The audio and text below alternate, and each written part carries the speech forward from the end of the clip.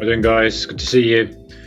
The market always seems to be selling off just as I start this webinar. Although 6 o'clock is often a reversal point, so let's see. Are you having fun?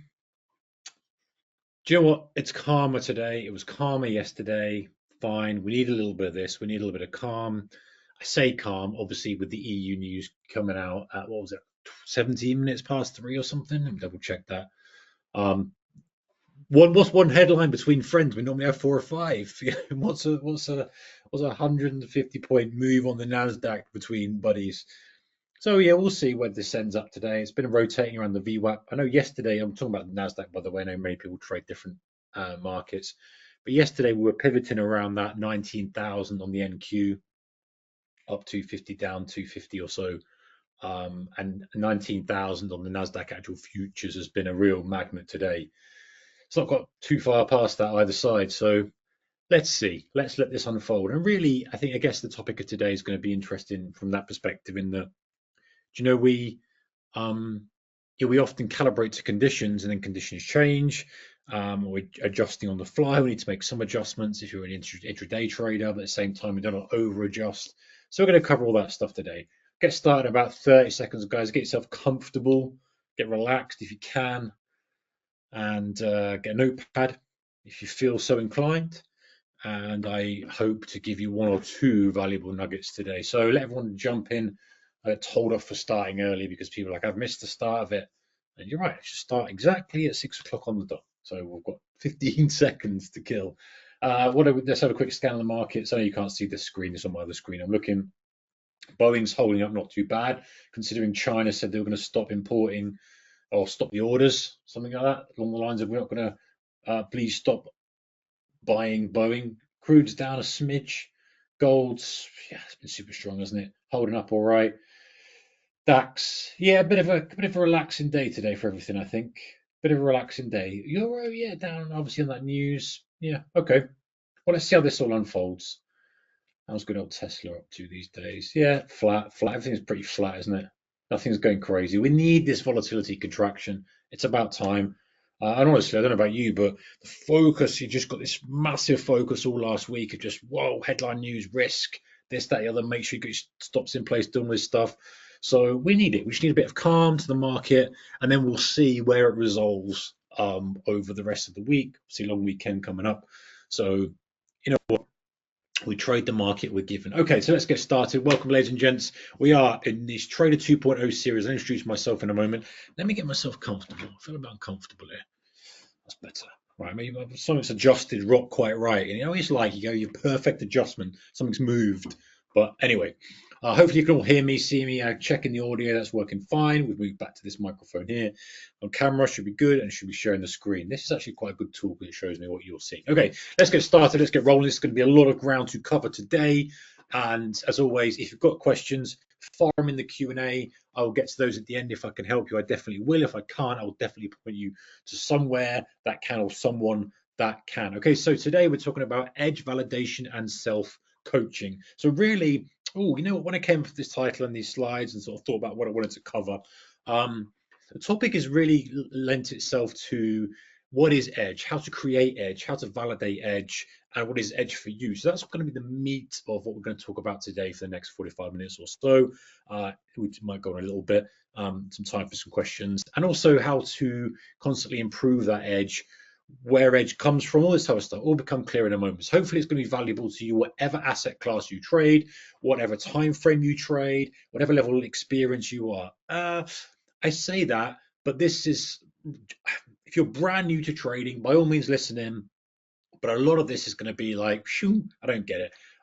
But you get access to recording. And by the way, I'm aware that there's been a technical issue with that. If you haven't got the recording and want access to it, reply to my daily email. I'll send it to you straight away. But we should be on point with that now.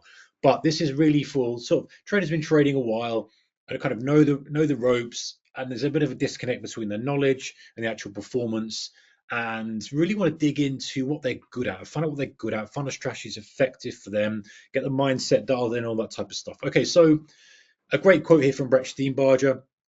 The successful trader is continually self-monitoring and self-correcting. In the end, the best trading coach is yourself.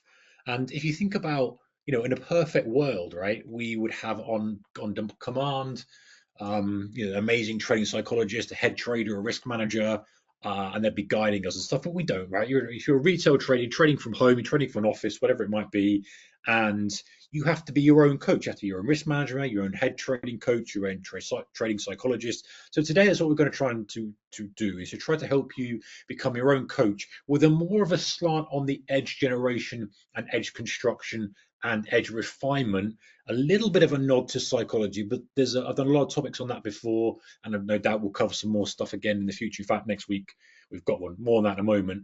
But really, kind of, if imagine if you were working a trading office, if I was employing you to manage company capital, or whatever the situation was, one of the things you'd be doing is you'd have someone who's constantly there trying to help you improve your edge. What's your edge?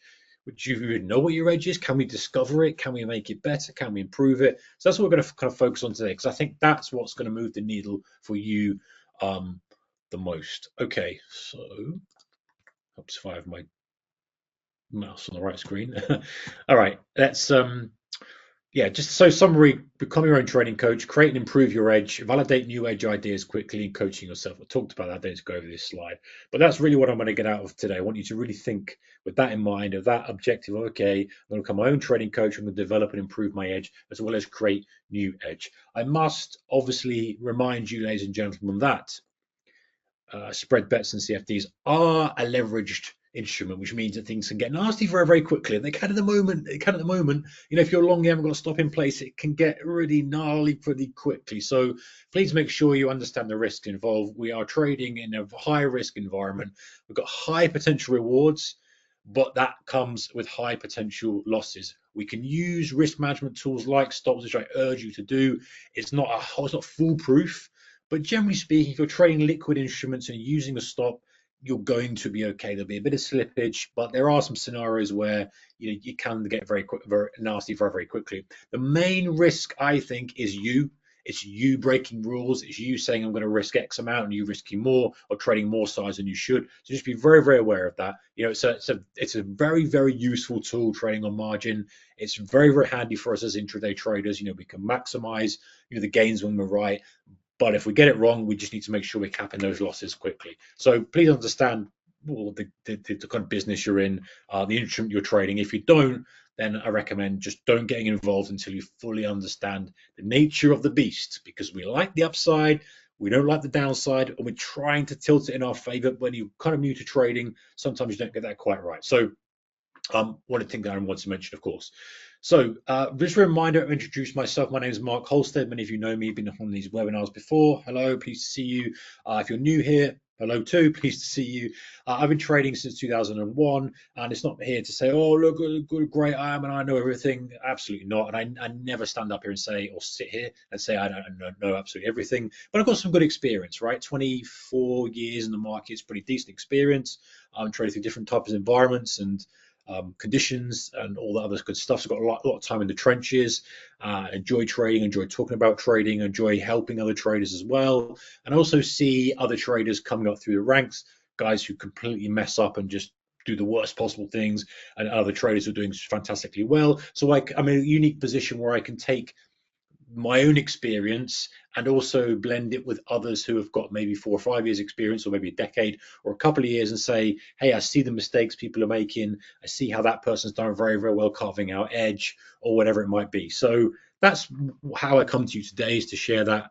Definitely not perspective of knowing everything, but, and also, you listen, guys, you should be, if you're listening to any webinar, workshop, podcast, video, anything that might be that's out there, you've got to take everything with a grain of salt and go, okay, does this resonate with me? Does it not? And if it does, you go out and do your own due diligence and research. And that's really my objective, is I just throw ideas at you that I believe are effective with each of these webinars.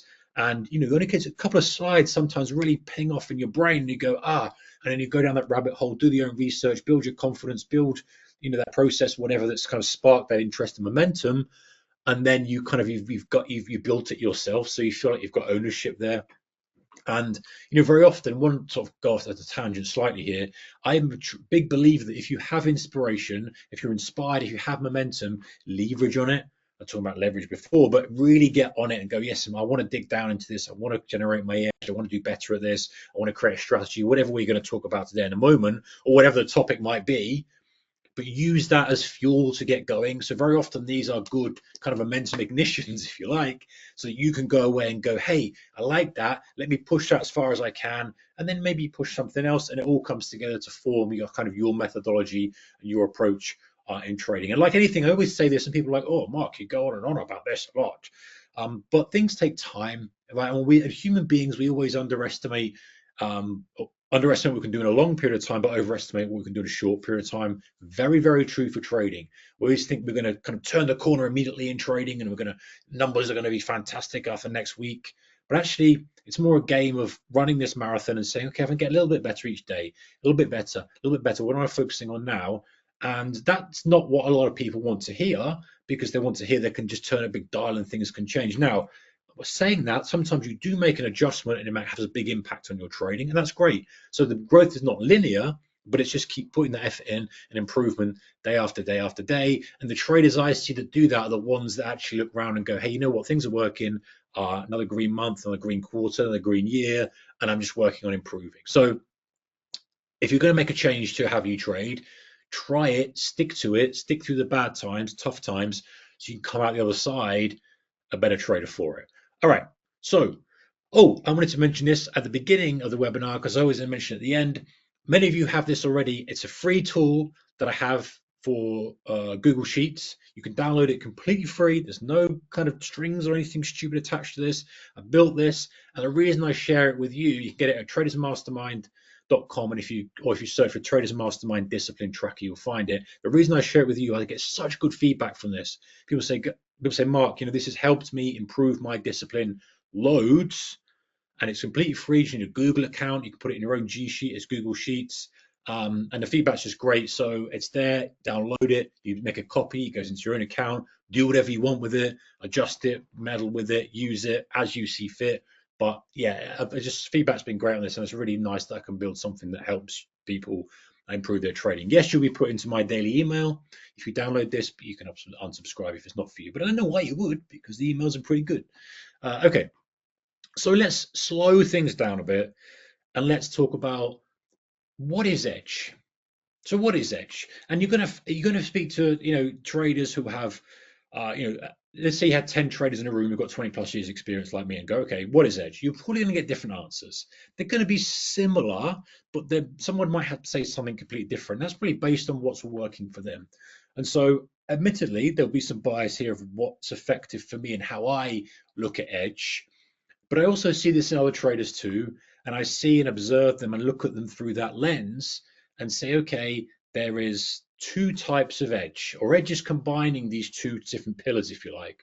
One is market edge and one is trader edge, right? So edge created by the market, edge created by the trader. Those two, if they're high, you're winning, absolutely killing it. There are times when you don't need to be that good as a trader, because the market edge is so high to make lots of money. Just think of the bull market runs we've had in history. Go back to whatever year you want, we had a multi-year bull market. We're talking about a tech boom, we had a bit crypto boom, it's any of these type of things, right? That was a strong trend. Rising tide lifts all ships. You didn't need to be a great trader. And in fact, there were many traders out there who did very, very well just because there's a massive market edge. It was a one-way street in that environment, right? So that's an extreme example, but there's an edge there. The edge there is buying the dip, buying the dips, buying the dips, buying the dips. That's where BTFD came from, right? Because that was just a massive market edge. You didn't need to have much skill. You didn't really need to do anything apart from make sure you didn't get shaken out in the trend, and which is where the diamond hand things came on, etc., etc., etc. You didn't have to become a great trader. Now, in normal conditions, that's not the case, right? We do have market edge that goes up and down. We'll talk about that in a moment. And we have trader edge as well we've got to work on.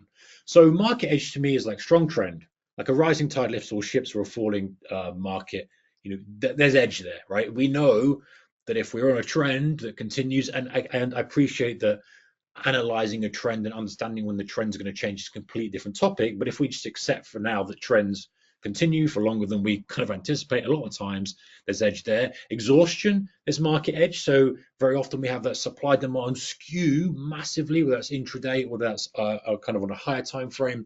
We know that generally when there's been a lot of pressure in one direction and we get that final flush, very often there's a snapback. And so for you mean reversion, exhaustion, flush type traders, there's edge there. Now you've got to be a bit careful with that, more on that in a moment, but we know that repeats itself, that history repeats itself. We know the market reacts to news. Often if it's a reprice, so if someone's perceiving the value of a company or the value of an economy or the value of a basket of tech stocks, let's say for the NASDAQ, through a different light because there's been some sort of economic data or company data that's got a high weighting in that index, we know that institutions react to that, whether they buy it, whether they sell it, whatever it is. So we know that there's potential edge there. There's edge from pre-news patterns because there's often a repeatable pattern when there's something important coming out. We have this mean reversion range bound environment. And there's edge from large orders, right? Large orders have to be filled. Institutions need to get work done. So they're going to leave footprints. I'm not talking about the market footprint. Now that's one way of looking at it, but they leave clues. So momentum ignition, these pauses, algos kicking at certain times of the day. We've discussed some of that before. And this is not a kind of exhaustive list, but I believe that there's some things that are just market edge. And then we look at trader edge. This is the edge created by you, right? This is your edge that you build to combine with market edge. And as I said before, if you can combine market edge with trader edge, put them together, then you're in a really powerful position. Sometimes one is so great and you just go where the edge is. But you think about it from a trader's perspective, execution skill. And you might be like, Mark, I just execute, I do to pull the trade. But the elite traders, the very best traders, are very considered about where they buy. You might be like, well, kind of, what do you mean?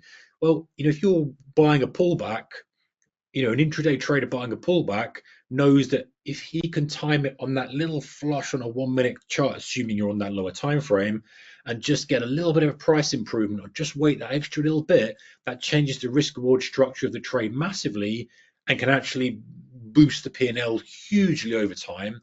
And waiting for the right orders, not chasing stuff, all that type of stuff. The execution skill is important. Obviously, trading psychology, the mindset to do the hard thing, hold the trade, sit on your hands, be patient, all the stuff that we talk about relentlessly, time after time after time, which has to be built in its own little bucket and considered in its own little skill set, is edge, right? There are people out there who are so confident and are so robust to draw down that they just behave in a completely different manner. And we want to cultivate that as ourselves as traders. I'm not going to focus on that too much today, but just bearing in mind that is a source of edge. And then you trade management and risk, right? If you look at someone who's super aggressive, trying to think of it, Tom Hugard, super aggressive trader, right? He will, in the right conditions, if he's got momentum, he will add to the trade. Very unique style, very aggressive style that works for him.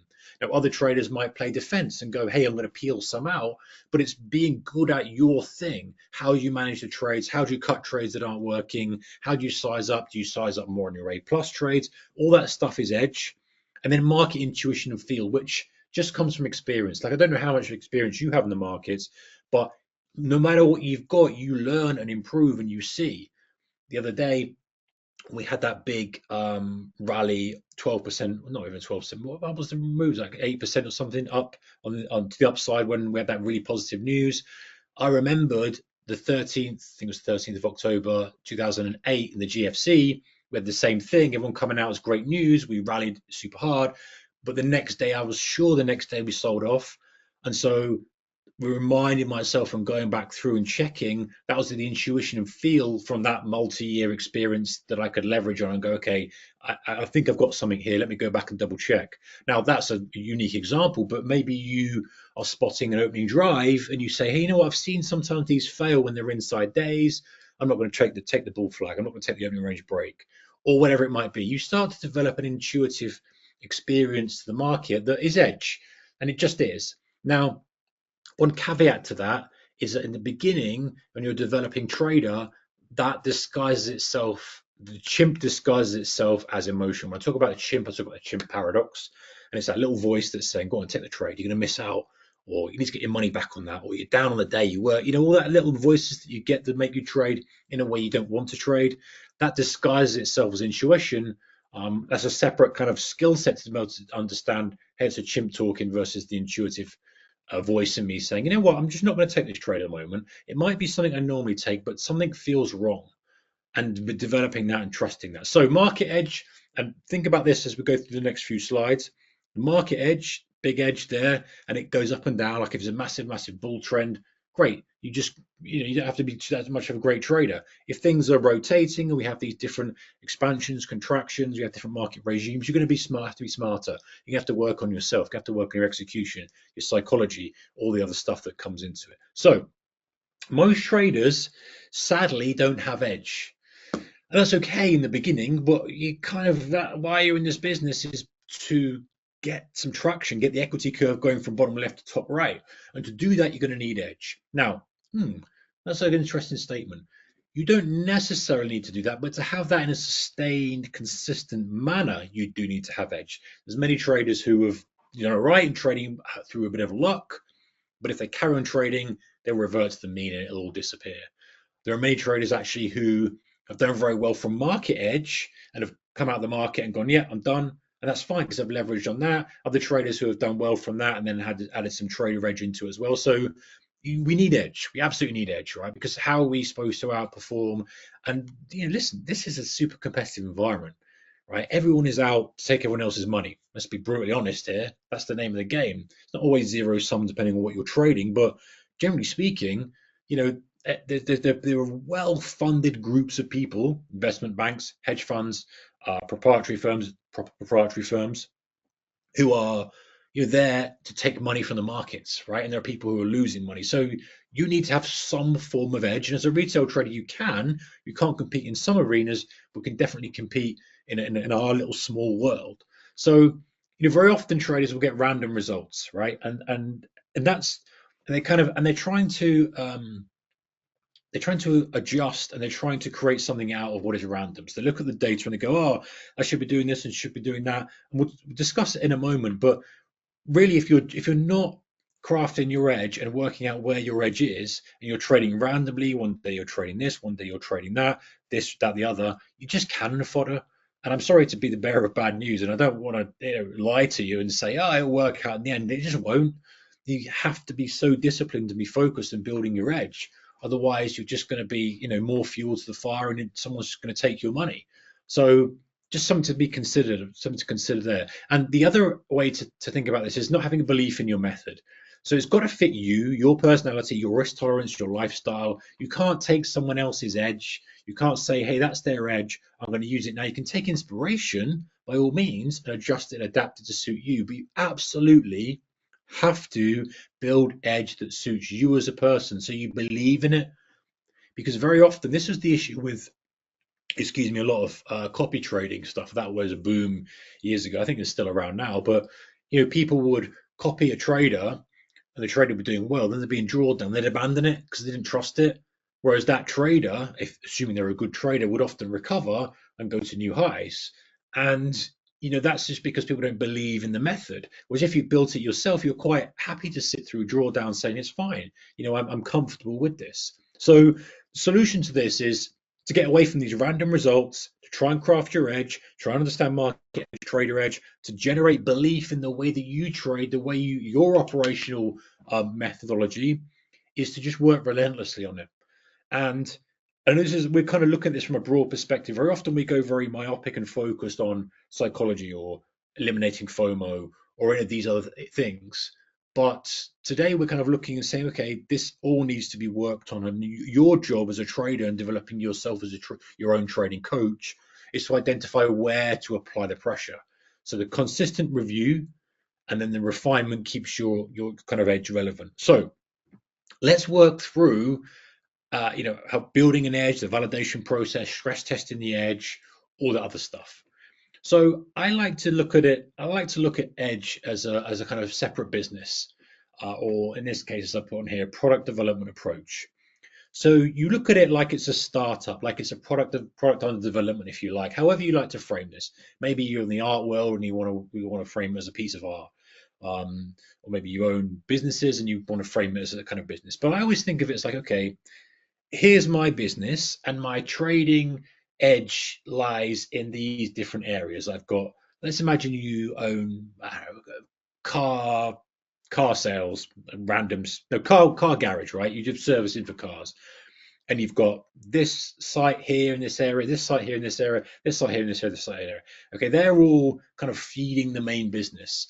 And from a trading parallel, that might be, okay, that's my momentum ignition trades, that's my mean reversion trades, that's my exhaustion, and that's my kind of bread and butter scalps off prior lows, whatever it might be, right? And when you develop a new edge, you're almost opening a new site. You're saying, hey, I've identified a site, you going back to the car analogy, that has good traffic. It has, an affluent demographic, and we think our premium offer of, servicing or whatever it might be is going to do very well. So you identify that, you do your market research for that, you open it, you test it, you run it, you recognize that it's not going to be on fire straight away. There's going to be some teething problems, but that hopefully is going to build itself so that it feeds your broader business. And that's how I think trading should be looked at as well. You've got these separate areas, and they're all hopefully feeding the equity curve. Now, when you are early on in your trading career, just like early on if you were building that car business, you have one that you nurture and you try and get working before you even look at something else. So depending on where you are in your journey at the moment, you might want to focus on one location, so to speak, so one edge. So treat it like that and say to yourself, hang on, right, I need to be a research analyst, I need to be a strategist, a trader, and a psychology coach, because those are all the things that are going to make the edge work. You need to look and work out, hey, what's working in these current conditions? What conditions do we have? Are we trending? Are we mean reversing? Are we headline driven? We have time of day movements. Do we have these extensions that fail? What can I see? And that's where you can explore, and you can come up and be the research analyst and go back through the charts and say, hey, do I see something here? Like, how do I reverse engineer these momentum ignition moves? How do I find out what the catalyst was for these? How do I see when we reversed? Like, let me look at all these reversals, and I like just pulling out all these charts and putting them all over my floor in the office and going, right, look, there's a reversal there. Okay, is there any similarities here? And often just stepping back and looking at it, scratching your head and going, look at that time of day of that reversal, time of day of that reversal. Hey, very often there's ignition bar. You start to develop and start to build and craft your own edge. Now, the idea here is you aren't strategy hopping and saying, hey, I'm going to put on maybe a stochastic and find some random strategy from that. You're saying, hey, listen, I'm going to look for edge. I'm going to kind of reverse engineer some of these market conditions, and I'm going to try to identify what's working now so I can mold it into a kind of edge. And what are some core concepts I can start with? Market backfill, market trends, market backfills, market consolidates, market reverses at a specific time, all these things that and we'll go through more in a moment, but it's understanding how they play a part in developing your edge. Now, I don't know if I've got a slide for this, so if I have, we'll skip it in a moment. I'm a big fan, in fact, I've got a slide for it. Let me not jump ahead of myself. So let's talk about a three-part edge generation system, talking about starting from that concept. Let me slow things down a bit. And I get excited by this stuff because this is really why I get excited. Is I'm passionate about this. I like this, and also I know that when someone grabs this and runs with it, it's completely different to the usual stuff. And if it just clicks, it will have a big impact on your trading. So yeah, let me slow things down a little bit and let's talk about this edge generation system.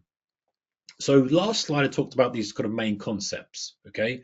So here's how I like to look at things. Start from a North Star, right? A North Star of there's my objective, or there's my known, if you like.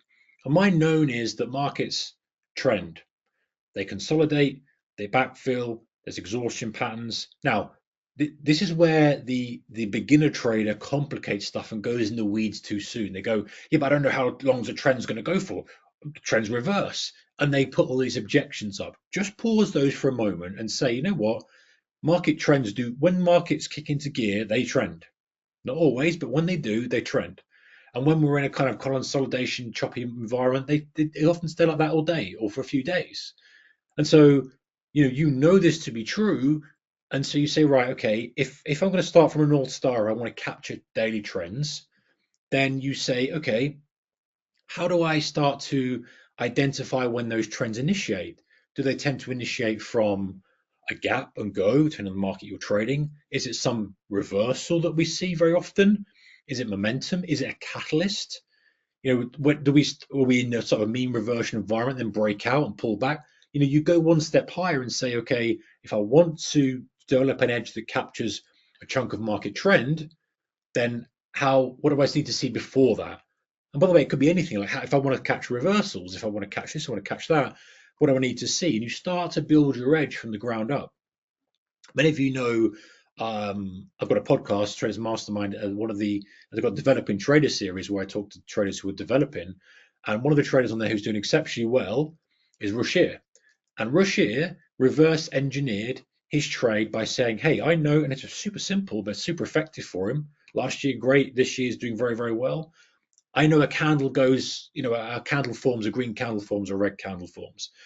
And my objective is to reverse engineer how they form. And so he came up with, a kind of double test of an opening pivot that he puts on, and then he adds to the position. So very often he's getting stopped out 1 hour, 1 hour, 1 hour, half an hour because he drags his stop up. But every now and then he'll get a 6-hour trade. Now he doesn't trade very often, and I'm kind of simplifying stuff, and I'm trying to think on the fly his exact process. But the point is, he reverse engineered back and said, "How can I get those big green candles? How can I get those big yellow candles, big red candles?" And then he's come up with an idea to his edge to develop from that. So that's how you start. You start from the North Star, and then you work back. And that can be intraday. That can be, how do I get these intraday reversals? How do I find these breakouts? And don't put any objections in yet.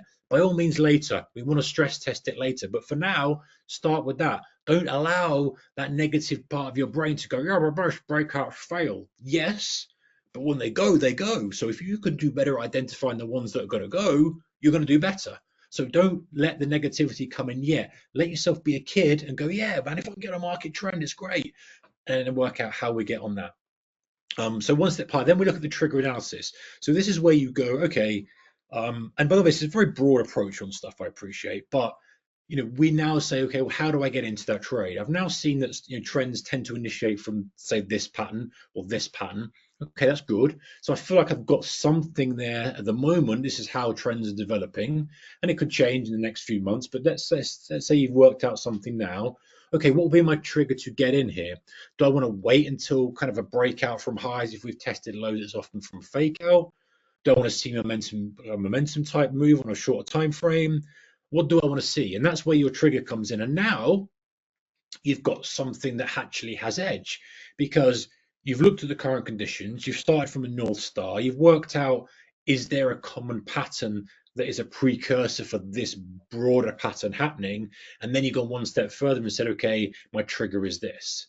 And I know this feels like, well, is this not obvious? Are we not kind of curve fitting stuff? And to a certain degree, you could say we're calibrating to conditions, and more on this in a moment. We're on a forward testing, back testing, etc. in a moment. I want to give you my perspective on this. But if you are a discretionary, which most people are, discretionary active trader, intraday, 1 to 3 day hold type trader, you want to calibrate to conditions now. You don't want to be trading the market that was last month. You want to trade in the market that is now, and have some sort of metrics in place that pull you out of trading that edge when things start shifting. And you want to be able to adapt to the current conditions and calibrate to the conditions, build an edge very, very quickly, get involved in it, and trade what's in front of you now. And too many people are forcing a very, very rule-based system on the current conditions, or on any conditions really, and saying, "Oh, that should be effective." Well, yeah, but the market's giving you something completely different viewpoint here. It's speaking a different language. And so something about generating edge is to try to develop it based on what you see in front of you at the time. Okay, so back testing versus forward testing. So for me, I'm not a huge back testing fan. Now and then I'll look at stuff and I'll go back and I'll look at some of the patterns, and maybe I kind of get one of my guys to write up some code and put it through TradingView and just run it through and see if there's something interesting there. But I'm much more of a fan of just getting stuff in the market, right? Real-time validation for discretionary trades. So you're combining the market edge with your trader edge, and you're saying, okay, very often we have these huge moves to the downside that flush lower, or we're seeing this a lot now. How do I identify those that pull back to the VWAP? Okay, I think I see a flush. I think I see a pullback, a try and pull, a semi-reversal, and that's my trigger. And so I'm oversimplifying this, but that would be okay. Well, let me deploy it straight away. I've seen this. I've seen this. Let me go. And so forward testing doesn't necessarily mean, and I'm not a big fan, and you might disagree with me. That's okay. I'm not a big fan of going, oh, let me run this for a while, and then when I'm happy with it with data, I will deploy it. Guys I see do that very often behind the curve. They're testing out this thing and it's working, it's working, it's working, it's working, it's working. You know what? I'll start trading that. Stops working. The markets are so dynamic, especially at the moment. If you see something that's happening, then and you're happy to risk capital in it, then there's no reason not to trade it. I don't think. So if you're reverse engineering edge, you're saying, hey, I think there's a condition here. I think there's a setup I've watched. I think there's a trade I've watched. I'm going to trade it. Then great. Trader in the community, Rob might be listening. Rob came up with the alarm call trade, which was this bracket in the 7 o'clock candle, and often that would kind of dictate the move for the next hour or so. Very, very simple edge. He identified it, he decided to trade it, right? And I think that that's the way to do it. If you identify something in the market that you trade, a little pattern, and it seems to work, then trade it. I'm a big fan of doing that. And obviously, you make your own risk-based decisions and stuff, but I think overthinking and overanalyzing and over-engineering discretionary based trader it's not effective. Now, if you're a systematic trader, you're building algos, of course, then this is a completely different process.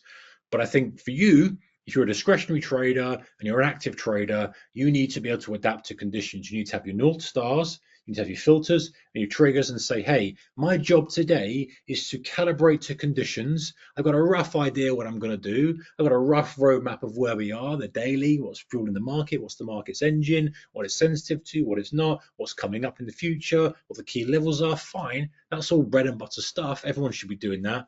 But then as an elite trader, your job is to then say, okay, let me just see what's happened first hour. Next, today's a great example. We kind of moved off the upside. EU news came out, and then we've just been oscillating around the VWAP, testing some lows in the last hour or so. No one could have predicted that, and so any roadmap you had was completely out the window when EU came out and said, "Oh, it's whatever they said, something about tariffs are still on the table." Blah blah. I can't remember these days the bloody things they say, but so the point is that as a discretionary trader, its edge is very much dynamic. Okay. So let me get how do we pressure test an edge? Because this is something that I think is quite interesting.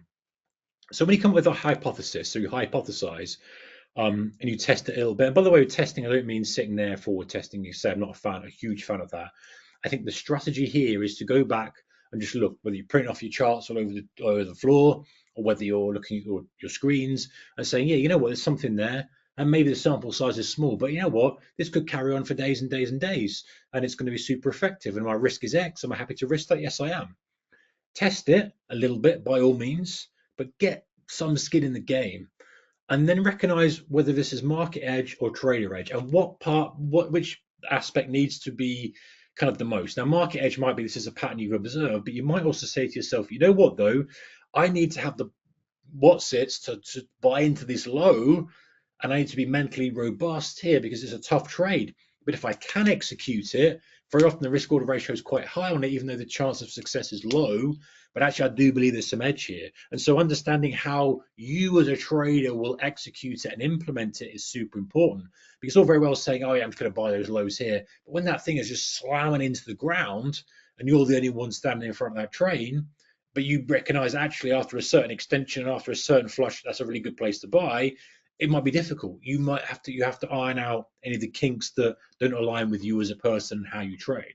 So recognize, from the analysis perspective, market edge versus trader edge. If you've got to be smart with your execution here, if you're trading a short-term scalp that you think you've spotted an edge of it bouncing off the VWAP, for example, after an extension above, and it's a very short-term scalp, you need to be on point with your execution. You can't be chasing it up at highs if it's already popped off, because the risk order ratio of the trade is not going to be so good. So what's the pattern? What's the edge that you see that repeats itself time and time again? Again, it might be a short sample size in the market. And how do you need to behave to take full advantage of that? And it might be, I need to hold this trade. I need to make sure that I get size on, or whatever it might be. So just understanding that as well. Okay, so Let's switch gears slightly and talk about this setup graveyard technique. So very often traders will be deploying an edge that is no longer effective and are wondering why is it not working. Now, I would love to sit here and say there's an absolute perfect formula that I can give you that tells you when the edge is decayed and it's never going to work again, you can discard it, or whether it's just a short-term dip and it's going to come back on. I don't know the answer to that. A lot of that's down to experience. A lot of that is saying, okay, I don't need to overanalyze this. The conditions have changed. I've been trading this way. My edge is really built around this type of market. I maybe need to pull it back. But one way to very quickly do this is to go and look at things that are underperforming, your setups and strategies that are underperforming. And that doesn't necessarily mean that they're not doing very well from a P&L perspective. It's ones that you just can't trade. Your lifestyle, you're not on the screen, you struggle to pull the trigger on them. That's okay. That's trader edge that you need to develop more of. But if you're constantly missing the trade or it's happening in the middle of the night and you're not awake or whatever it might be, you need to bin it off. It's just going to create frustration. And then look at kind of poor expectancy and assess this win rate versus risk reward ratio. And also, one thing I want to say here, which is very, very, very important, is some trades trigger negative emotions, right? And they trigger unwanted trading behavior. An example would be, and this is one for me, which I often steer clear on, I'm very, very aware of it. If you're trying to trade, let's say, an intraday breakout, okay, and you see the break coming, you see momentum coming, and you kind of position yourself for the breakout, it goes a little bit and then rocks back and kind of sits at your entry, maybe comes back and stops you out, comes again, you maybe take it again, and that frustration can build. You've probably been there as well. And so you might say, hey, even though this has a decent expectancy, because when they go, they absolutely rip and they give me 10 to 1 and it works out in the wash and I should be trading this. If it's the kind of thing that really starts to annoy you and develops frustration, then bin it off. Like I just know that I just don't want to get sucked into these things. And I always focus myself on being positioned before the breakout now, something I've talked about before, rather than trying to take the break, it faking on me, kind of going and not doing this. And it just creates that little, cluster of annoyance. So whatever that is for you, create the list of stuff you don't want to trade anymore, and then just say, you know what, I'm just not going to trade it. I'm not going to get involved in it. Okay, so how do we, very briefly, how do we work out if a trade isn't working because it's you or is it your edge? In other words, very often traders will have a trade idea, have a plan, and just not stick to it. That's not news, right? We know that traders do that all the time. And so one thing you've got to do before you start discarding edge or looking for new edge is saying, listen, I might have something in front of me right now that's working, but I'm just not trading it very, very well. And so a quick audit is how to plan this trade. And that could be very briefly like, okay, I think the market's going to pull back to VWAP. I'm going to fade the VWAP. It's not necessarily planning it in days in advance. It's having an idea and saying, yeah, I'm going to wait for this flush. I'm going to bid down at lows. Did you hesitate to pull the trigger? There's some ideas, right? Did you kind of just dive in at the highs and end up getting silly slippage? Did you follow the rules for it? What was your emotional state for it? If you are tracking this stuff, then you can tend to know, or you start to discover whether you actually executing the edge that you want to execute. Because very often traders fall down in the actual execution of the edge. And that in itself is edge because it's your execution edge, right? It's your ability to actually trade what you see. And very often traders have a really good setup, but it works so well if they just would execute it. So your job there is, okay, I've identified edge, I've identified something that's going to give me some alpha, I've identified something that's effective. I just need to work on me now. And doing an audit like this, or however you frame it for yourself, is a really good way of shining a spotlight on what needs to be done to improve the edge. Now, if you say to me, Mark, I planned the trade, I didn't hesitate, I didn't mess up with my entry, and I got a lovely fill, I used the limit, I got filled nicely, I followed my rules, I'm really, really calm, I've taken 100 of these trades, and they all lost, then you haven't got edge. You've eliminated the edge of the trader, and the actual setup of the market edge is incorrect. There's no edge there. And so it's important to do this before you start going off on a journey of exploration and saying, okay, what am I doing at the moment? What am I doing right now in my trading? What's good about what I'm doing? Because there will be something good. And if your equity curve is doing this, then fine. There will be some aspects in there that are good. And your job is to extract those and say, there's edge there. Let me work on this. This is working. I don't need to try other things. I just need to make this work because there's enough juice in this for it to be what I need it to be before I even start considering opening other locations, if we go back to that analogy. And it's very important to do this to know if it's you or the edge. The edge is just completely useless and you're doing stuff that's never going to be effective or has a random expectancy, or it's you and the way that you execute. So common trader edge leaks, which are worth really, I mean, maybe you don't do these, and I'd love you to tell me that you don't do these. This is great. But in the real world, we know that this happens. And by the way, so hesitation, revenge trade, missed entries, poor exits. By the way, you're always going to have you're a human being, right? You're always going to make some mistakes. But what you don't want is to make a mistake so frequently that it erodes the edge. If you're constantly hesitating on let's say breakout trade, because it's an easy one to kind of imagine. If you're constantly hesitating on a breakout trade and you're buying too late, you ruin the risk order ratio of the trade. Or if you're FOMOing in when you're supposed to wait for a pullback, if you just adjust, if there's a slight little hesitation or missing the entry or you're trying to revenge trade, whatever it might be, these are the things that ruin an actually good edge. And this is why you see two traders very often doing the same thing. They've got the same style, the same strategy. One of them's completely effing it up, and the other one's actually doing well because this one's missing some of the hardest, the best trades because they're the toughest trades. They're the ones they don't think they're going to go, oh, you know what? I didn't really want to take this, blah, blah, and it goes.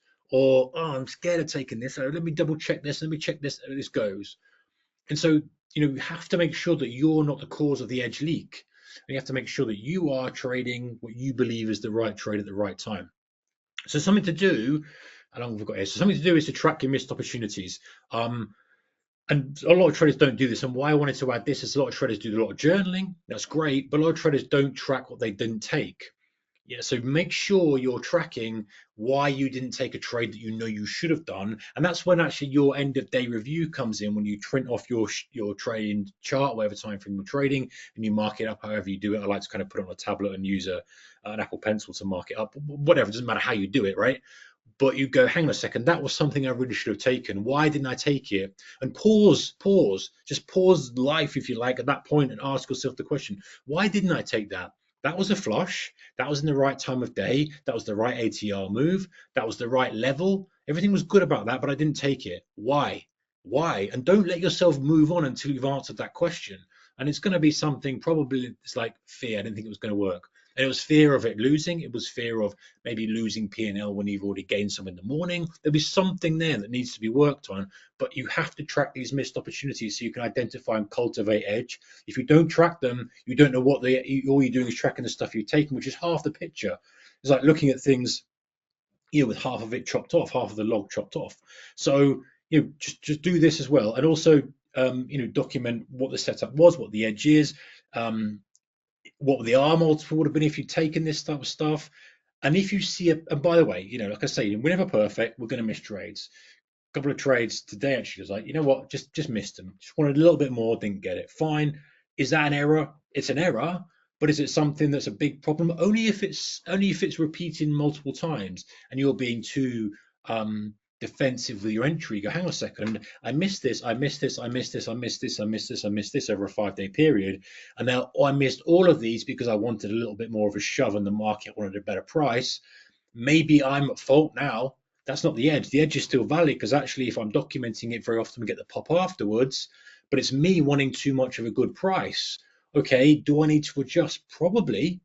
Now, how do I adjust? Do I piecemeal the order up and stagger it? Do I go a little bit earlier? Do I accept? That's how you kind of fix your edge at that point then, if you're tracking these missed opportunities.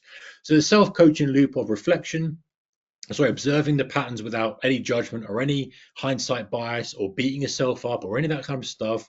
Look at what happened, why. Again, pausing everything and asking yourself, why did I miss that? Why did I miss that? Why did I miss that? I wasn't at the screen. Why weren't you at the screen? Should you have been at the screen? Do you need to set up alerts to make sure you're at the screen? Why did you hesitate? Why? What for? Were you worried about something? Did you decide to? There's a reason for it. You can't just say because I hesitated. Because you've got to have a reason for it. You don't fix it, but at least you identify how you can fix it. Adjust, make adjustments if you need to. Like that example, I'm a little bit defensive with my price positioning. Okay, do I need to be a little bit more aggressive? Probably. There's going to be some downsides to that. It means that I might be in things that are going to have a little bit wider stop. Might be in those real big flushes I'm a bit early. Don't want to take half size on those, not really. But you make an adjustment to suit, or you choose not to adjust, which I think is still an adjustment. Practice this type of stuff and then put it into the real market. Okay, so remember you've the market edge plus trader's edge. So identify your setups. I think a confidence rating is a really good thing to do if you're journaling. Do you stick to your rules? And one important thing here from the self-coaching perspective, if you're building your edge, is ask yourself, step out from yourself for a bit, look in and say, what would I coach myself on here? So if you're the head trader observing you, going through your journal, what would you say to yourself? What would you say? Like, okay, so why did you miss that when that was something that you've spotted happening very frequently and you've taken it? And wait for the answer. And the answer might be, well, you know what, I'm worried about. Okay, well, let's workshop through that. And so you've got to become your own coach from a psychological perspective and from an operational perspective of where's the edge, where's the setup, what am I seeing, what patterns am I seeing consistently play out day after day or after specific day types, whatever it might be, and how am I developing strategies and methodologies from that, and the psychology of how you interact with that edge, how you execute that edge or not. This is the important blend of the market edge, which is the pattern and the repeating thing that happens time and time again, versus you as a trader, your experience, your entry skill, your ability to manage the trade, your ability to add to the trade, all that stuff. That is where the actual alpha and profit generation kind of comes from. So just skip that one. All right, 80-20 focus. So what I want you to do is to really think about, no matter what your performance has been, thinking, okay, what am I looking from Pareto principle of, okay, 20% of setups are giving 80% of results. And this is, works out generally in the wash quite a lot.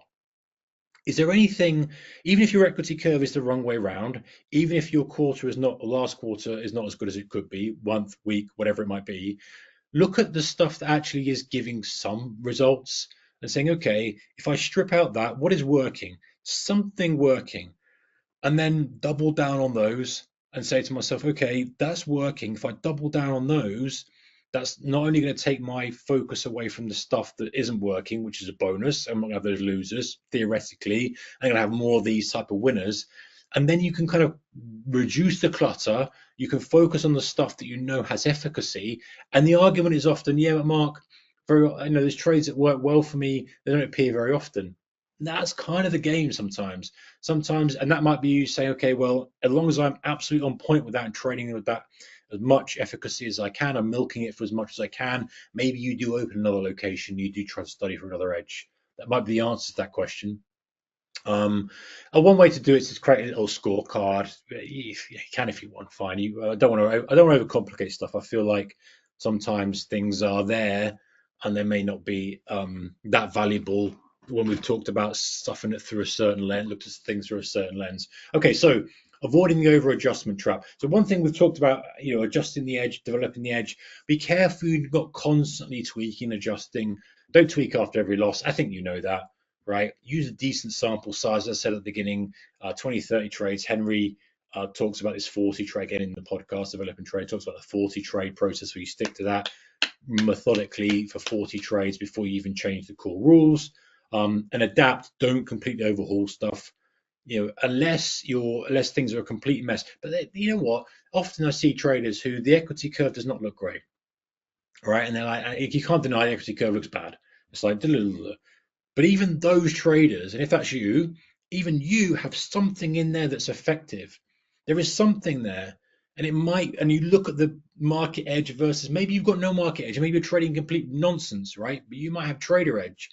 Actually, I'm quite good at sticking to this. I'm quite good at the trade management, but I just need to work on the market edge. Or maybe you've got market edge, you've got a pattern that works, or you've got a regime and environment that's very, very edge thick, but you're just kind of screwing it up because actually, you know, it's an uptrend here, and I'm chasing stuff, and so there's always going to be something that you can work on as a trader, and very often you get so despondent, and so frustrated, and so annoyed at the results because you're just looking at that P&L and going, man, what just suck? I can't believe it. In reality, if you you become your own coach and you say, hey, you've been hired to help me coach, find the good from this, right? And if you look at it through that lens and you look at it and you're objective and you're honest and you're calm, you'll find something that's valuable. And then you kind of extract it and go, right, can I do more of this? Actually, you know what? 1 out of 20 trades, and it might be that number, are pretty good. I'm quite good at actually catching that reversal, but I'm getting so bogged down with all the other crap that I never have time to catch these reversals. I'm focusing on buying the break. I'm focusing on getting caught in chop. I'm focusing on diving in immediately after the opening bell, and that's all causing this massive negative impact to my P&L. But in reality, if I just focus on those reversals, look at those. I get those right 50% of the time, but actually when I'm right, I'm making 3R. Whoa, I've got something here. My edge might well be market regime, extensions, flushes, exhaustions, spring stretched, Wyckoff springs, all that type of stuff. I need to identify that. And now my trigger's X. And we go back to that slide of, okay, well, how do you create that edge? Your North Star is I'm a reversals trader. I found something I'm quite good at. How do I identify reversals? Okay, well, to have a reversal, I really need to see a stretch spring. What does a stretch spring look like? A stretch spring looks like we've broken through key levels. We've got a large ATR in each candle. We've got a large volume. We're stretched away from the VWAP. Whatever it is to you, okay, fine. Now what's my trigger? My trigger is a pause. If you're a tape reader, I put my trigger as a kind of a first green candle if you're kind of trading off price. But you see how you've gone through the process of extracting something that's working from a very, very poor looking equity curve. And you said, okay, now if I look at just that, I use that as my North Star, a reverse engineer, what's the precursor for that? I go back and look at all the charts of reversals that have happened. I look at my triggers. I go, there we go. I've got an edge that I can actually use and deploy in the market. And that's the key to kind of extracting something that's effective. All right, so key takeaways: validate your edge regularly, use that setup graveyard, self-coaching, and remember, I think the biggest key takeaway is market plus trader edge. And this is why I want this to be your action plan before next week. Market edge, trader edge. What's your market edge? Go back through that what I just talked about a second ago. Try and find something that you're actually quite good at trading. Is it a trend? Is it exhaustion? Is it reprices? Is it pre-news? Is it post-news? Is it spotting large institutional order flow? Whatever the hell it is, it doesn't matter. What are you good at from a trader edge perspective? Are you good at getting really good prices? Are you good at kind of doing the hard thing and holding trades? You know, are you good at adding to trades and being very, very good at risk management? And your market intuition and feel. You know, I think I can think of two traders right now in my mind. One is absolutely very, very good at execution. They get such brilliant entries, but there's other things lacking of this rush and this speed, and not maybe looking at the market edge. The market edge is what's lacking. Their actual executions are exceptionally good. And I think of another trader and I say, actually, you know what? They are very, very good at market edge. Actually, they're very, very good at execution, but the thing that's missing is maybe the intuition in the feel. They just need some more screen time, some more reps to try and see the subtle differences and nuances between different market conditions. Okay, so before we Q&A, got some time for questions, guys. I'll remind you that next week we've got how to sharpen your thinking patterns and kind of make better decisions under pressure. You will love that one. And the final one of the month, the Trader 2.0 webinar series, is using these technical tools differently. So ATR, VWAP, I think I've got on there, different ways to use what I think are very, very useful trading tools, and just a different way of framing stuff. Okay, so if you have any questions, please put them in the Q&A. I know I fired a lot of stuff at you today. I appreciate that, and thank you for listening. If you want to check out Traders Mastermind, join the daily email, you're very, very welcome to. And of course, check out Pepperstone. Without those guys, this would not be possible. It's thanks to them that we're able to do this and share some information I think is valuable to you. Okay, so someone says, is it me or you don't have audio? I hope that you had audio, Christopher.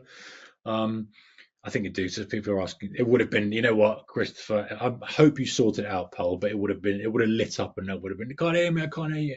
Okay. Alex says, hi, Mark. Thanks for the webinar. How do you define a high quality trade in a low volatility environment? That's dependent on how you like to trade, Alex. Low volatility can still be a grinding uptrend, and if you've caught that grinding uptrend from an opening range breakout, that's pretty good, right? You're in an opening range break, it's quite a narrow opening range, the risk is manageable, it grinds higher, you get long, your stop goes below the low, you hold it for the whole day. It doesn't get any better than that. But chop, on the other hand, where it's sitting there, not too bad now, but let's say if you've got your NASDAQ chart between, say, 4:15 and 5, I'd say that's chop. You flogging a dead horse trying to find anything there. I hope that answers your question, Alex. Alex also says, what's your process for adapting stops when spread volatility increases but your setup structure stays the same? What's your process for adapting stops when spread volatility increases but your setup structure stays the same? Okay, yeah. So if you're talking about, you said spread volatility, as in when volatility picks up, the underlying spreads increase, and they do in the market, and obviously brokers have to pass on that as well, and they try and contract them back down. I know that Pepperstone's now squashed stuff back down again, but they've expanded and contracted with the market volatility. If your question is what do you do with that because you might get pinged out on a wider spread, do you know what? That's honestly, Alex, that's part of the game. And you either do two things. You either stomach it and say, I'm going to have a slightly wider stop to accommodate that. Oh, balloons. You see my balloons? You either, how do I get rid of this stuff, man? I have balloons, I have fireworks. You either widen your stop to accommodate that, or you you accept it, or you say, you know what, the market's a bit volatile for my edge at the moment. I'm paying too much in spread and slippage because we're just swinging around, and I'm not used to this, so I'll just wait till it calms down again. So generally speaking, it's wider spread, wider stop to accommodate the larger volatility, which often goes hand in hand with the wider spread. But if your edge really relies on things being a little bit more precise, one thing you can do is you can go to an instrument that's a little bit tighter and thicker. ES, for example, it's always pretty tight. It's much more of a thicker instrument. NASDAQ and DAX started going wide because of just there's low liquidity. If you look to the actual order book, the spreads was huge. Yeah. So it's an operational thing that you've got to, an operational challenge that as the CEO of your trading business, you just have to make a commercial decision on how to move forward from that. I'm following your advice to take trades in blocks of 5 to deal with my hesitation on pulling the trigger. No review until all 5 are in. If I hesitate to take one trade during the block, I just reset the count to 0 and start over. My question is, what's a healthy way to emotionally reset after resetting the trade count, challenge, or block? Good question, Alex. And I'm glad to hear you're doing that kind of block. And what Alex is referring to here is doing a bunch of trades before even considering or trying to get a streak of a number of trades by just executing, and he's trying to season himself into just seeing the trigger, seeing the setup, and just pulling the trigger, and if he doesn't, he resets it. Right. So emotionally reset. I mean, this is very personal. Maybe you gym goer, Alex. Maybe you enjoy going for a walk. Maybe you just need to close your eyes and reset. You find what works for you. Something that can be effective. Wherever I put it, I think it fell off my desk actually in the middle of the webinar. So I've got a little timer, and so if you're talking from an intraday perspective, you might want to punch the timer and say, listen, I've got 30 minutes where I'm doing nothing. I need to let it, because very often, right? Here's the thing: is the emotions thick sometimes in your bloodstream and your brain. I'm not a scientist and neurologist, but I call them they're thick, right? They're really impacting you. You're frustrated, they're heightened, you're annoyed, or whatever it might be. And you're annoyed because you've lost your streak. You need to do whatever you need to do to let those emotions dissipate, whether that is going for a walk, whether it is sitting down doing something else, whatever it is. And you need to then assess whether that emotion is still flooding your body or whether it's dissipated, and only then come back when it's dissipated. So things that help me, like I go to the gym, I do some exercise, go for a walk, stuff that actually gets my body moving and my blood pumping is the sort of thing that helps me reset. How can you still be frustrated about something when you've gone for a walk and you're kind of looking around going, you know what, I'm a meaningless little ant in this whole sphere of this world. Let it go and let me come back and reset. I'm going to get it again. And you can help focus your brain as well. So whatever kind of works for you, Alex, that's a great answer for you. Hopefully it has helped me.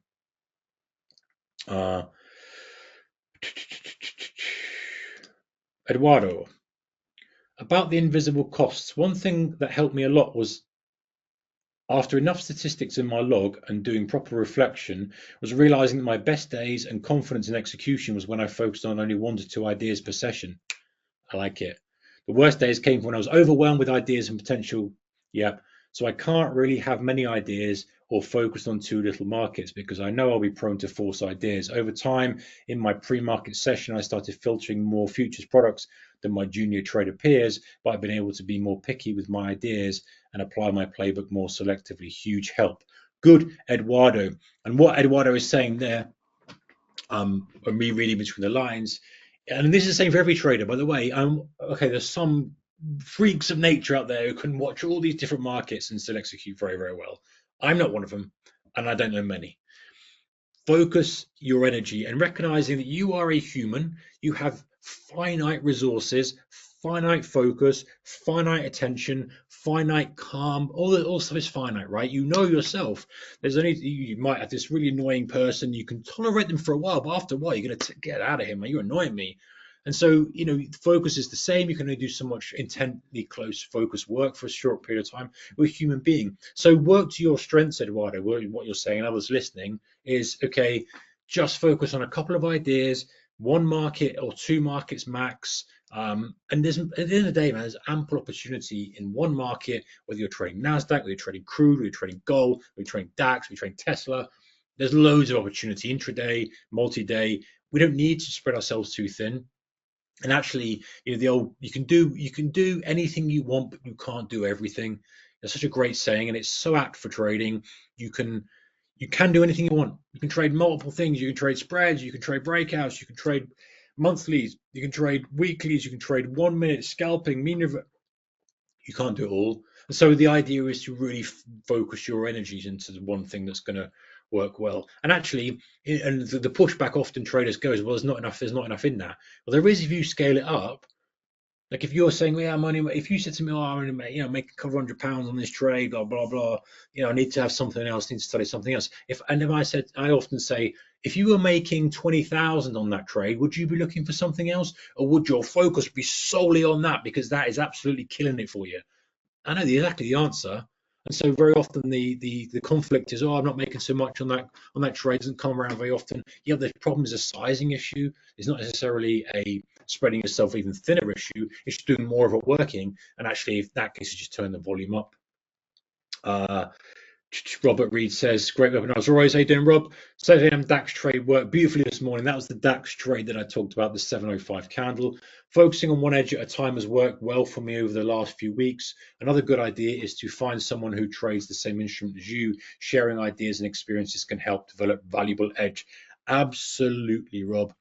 Yeah, there's nothing, even if you don't agree on things, sharing ideas, sharing observations, it's priceless. It is absolutely priceless. And whether you find somebody online, whether you find somebody with you in Traders Mastermind, we've got the buddy system, we try and do that, the calls. Obviously, you don't have to do all this type of stuff. You can find people online. You can, just be a bit smarter about who you communicate with. Get a little trading buddy system going on. I remember years ago, I used to chat with this 2 or 3 guys that were on Skype all the time. Skype, is that still going? I think they're mothballing it, aren't they? Okay, let me skip through. What have we got? A few minutes. Okay, thank you, Mark. Great stuff. Thank you, Alison. Appreciate that. Victor, thank you. Appreciate that. Nina, thank you. Nana, I've got Nina and Nana. Can't make that one up. Can't thank you less for the webinar. Today's topic is just for me, I'm sure. Thank you, Nana. Appreciate that. Or Nana. Yeah, I butcher names, man. I do my best. Gary says, thanks for another great session. Cheers, Gary. I know you're on regularly. Beth says, hi, it's a great topic for tonight's webinar. It definitely will help me identify my trading strengths and hope I can apply them in the live trading. Many thanks. Thank you, Beth. I'm glad you guys are finding value from this.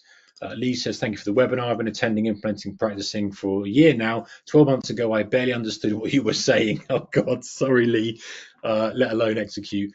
I am on my way to becoming a consistent and disciplined trader. Hell yeah. 40% of the way there. Your webinars, emails help me tremendously. Thank you. P.S. Happy birthday. Yeah, well, not my birthday. It's the balloons, I know. Lee, great. Love to hear it, buddy. Really, thank you for sharing that as well. 12 months ago, you barely understood what I was saying, but now some of it hopefully makes sense. And maybe you still don't understand the word I'm saying. I may be waffling on and stuff, but hey, listen, at the end of the day, results are getting better. So good for you, mate. Consistent, disciplined. That's exactly what you want. Cheers, pal. Um, One thing is after Nana says, but the one thing is after access the market edge, I still feel reluctant to join the market. I think what you're saying there, pal, is maybe English not your first language, or you've typed it in Rush. I don't know which one, but you've taken a trade that has edge, but you're reacting again. That's your mental discipline. You just have to be very, very smart and say, hey, if I'm allocating risk capital to this idea, do I really want to do it? Do I really want to allocate risk capital to this? Or am I just thinking and hoping the market's going to move up from here? And often each trader has a different kind of self-talk they'll have during the trading day. But very often traders will say, listen, I'm just guessing here, man. This isn't my edge. Let me walk away and come back. It's chop. And so you've got to find out what works for you that helps you stick to the trade and ideas that you know have efficacy over time. Uh, okay, final couple of things, guys. Nuno Paulino says, thanks, Mark. Very interesting. Appreciate that. Pal, how do I manage fear, broadly speaking? I struggle with fear and recency bias. Oh, okay. My strategies have been holding up for the last 2 years, even with the new president in town. Love finding new strategies. That's my strength. Could not agree more with focusing on one or two instruments. Yeah, I think that's the way to do it. Very quickly, he didn't ask me this question, but on the one or two instruments, I believe traders should be specialists. You're either a specialist in a setup or you're a specialist in a market. And what I mean by that is you trade one, maybe two markets, you know them inside out, you understand them, the nuances, or you become a setup specialist, which actually you scan markets to trade that. An example might be, a catalyst-driven move on stocks after earnings, for example, or opening range breakout, and you trade that on the DAX, you trade on the FTSE, you trade on NASDAQ, trade on Dow. So you're a setup specialist. And then as you improve as a trader, you might become a little bit of both. But in the early days, there's enough meat to just do one. Okay, your question is, I struggle with fear and recency bias. Recency bias, try zooming out on your chart. I know it sounds really silly and like a real basic thing to do, but very often if you're an intraday trader, you're so myopic and focused on these candles, having a broader perspective after each trade and just pulling out the daily, pulling out on your 60-minute and going, okay, hang on a second, just because that's worked then doesn't mean it's going to work again. And a fear thing is ask yourself what you're scared of. People often think it's losing money, but actually, in my experience, I think that people fear being wrong more than they fear losing the money. It's not the money, it's the being wrong. And you have to remind yourself that you're going to be wrong. It's impossible to not be wrong. And you have to comfort yourself and say, a trader said this to me once. It might be you, Alana, if you're listening. It definitely was you, Alana, if you're listening. And she said, I can't remember who she got this from, but it's very, very good. You're trying to make the decision with the best decision you can with the information you've got at the time. And that's such an important thing. And crystallizing it in that kind of sentence is like, okay, am I making the best decision I can with the information I've got at the time? If the answer is yes, the outcome is irrelevant. If the answer is, well, no, because actually I'm not really making a good decision here, then the fear starts to dissipate. It's kind of identifying what the fear stems from. Is it the fear of loss? Is it the fear of being wrong? Is it the fear of whatever it is? And forcing that head on, or looking at that head on with logic and saying, actually, you know what? That logic can completely dissipate all this emotion here. I don't need to be worried about being wrong. It doesn't matter. Now, it could be a sizing issue. You may be sized up a little bit too much. There's too much skin in the game. If that's the case, dial down the size a little bit so you get more comfortable, and then put it back up when you feel like you've eliminated that. Okay, thanks a lot for the session, says Dennis. Appreciate that, Dennis. Thank you. Thanks, Mark, says Grant. And Gary Portugal says spot on, being wrong versus losing money. Yeah, you know what, Gary? It is for some reason, as weird as it is, you ask the man on the street, prefer to be wrong or lose money, I prefer to be wrong. But actually, for traders, there's such that. And do you know why it is? Well, last thing on this, do you know why it is? It's because you want this so much. There's so much gripping around the objective of consistency, profitability. You're working hard, you're reading the books, you're coming on these damn webinars, you're writing stuff down, you're trading, you've put resources into this, and then the trade comes, you're like, I just don't want it to be wrong, man. I want to be validated. And I get it. I get it. I get it. I get it. But this is where you step back and you go, I need to be validated over a month. And I just want to execute over a month. And I don't care what the results are because I'm going to audit, I'm going to course correct. And I'll do another month. I'm going to audit, I'm going to course correct. And I'm going to look 6 months ahead, 1 year ahead. I don't care about the outcome of this trade. And it's tough because, of course, you feel good when you have a winner. You're like, oh, yeah, my preparation worked. I got the great trade. I got this and I got that. And you kind of feel great, but just recognize that everything can be absolutely spot on, but you can still lose. And unless you decouple your value and your identity as a trader to that trade, it will always be very, very difficult. So unhook it from that and say, you know what? I'm just going to execute for the week, the month, 40 trades, whatever it is. And then I'm going to worry about it and get all stressy and frustrated and angry and disappointed. Allow yourself that. Even say to yourself, if I want to do that, I can do. But at least it means that each trade you take has less meaning to it. Not so little meaning that you don't care and you're shooting from the hip, but at the same time, appreciating that this is a long game, right? And things can happen nicely, very, very quickly if you're doing the right thing. You just focus on that incremental improvement. I know it's a cliche, but that's kind of the way to kind of approach it. Nuno says, thank you. Mark says, when is your best selling book coming out? Yeah, no plans to write a book yet, Mark. Maybe one day, but definitely no plans at the moment. Too spicy, the markets, right? Anyway, cheers, ladies and gents. Thank you so much. We've run on a little bit, but thank you. Appreciate your time. Appreciate you being here live as well. It creates a bit of energy, and I like the questions. And there's some great questions, so thank you so much. Back again next week, same time, same. No, is it same time, same place next week? I think we are. I think we're on Monday on the 28th, but I'll send you an email anyway. And yeah, enjoy the rest of the day. Enjoy the rest of the week. Take care. Keep your risk managed, guys. Bye bye.